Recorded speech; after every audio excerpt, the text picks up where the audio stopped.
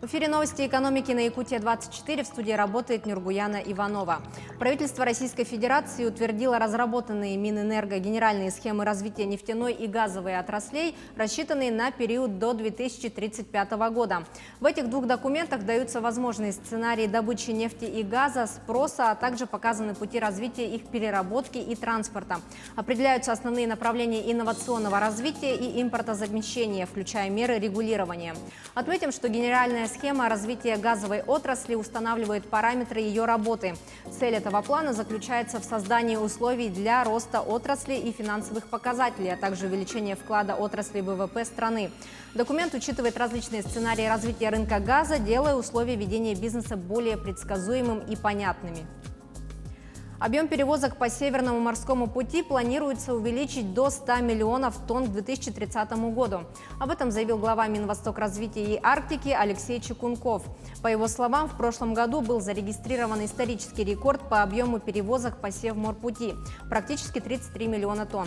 Ранее советник министра по развитию Дальнего Востока и Арктики Ольга Смирнова заявляла, что Северный морской путь будет более экологичным маршрутом, чем транспортные магистрали, расположенные южнее, поскольку Россия ставит в приоритет экологическую безопасность грузоперевозок при развитии арктической магистрали и делает акцент на судах, использующих соответствующие виды топлива.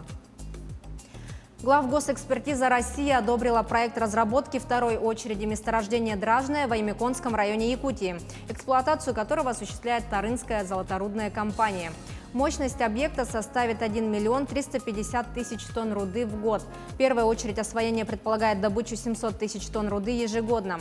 Как следует из материалов ведомства, документации предусмотрено строительство 3 площадок открытых горных работ, карьеров Дражный, Перешеек и Террасовый.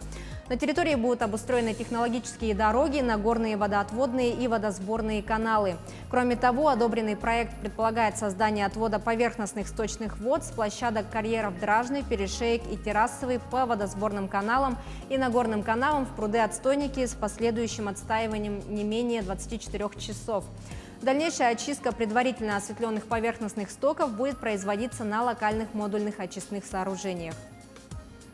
Компания «Алроса» в январе-апреле текущего года выручила 1 миллиард 56 миллионов от реализации алмазно-бриллиантовой продукции.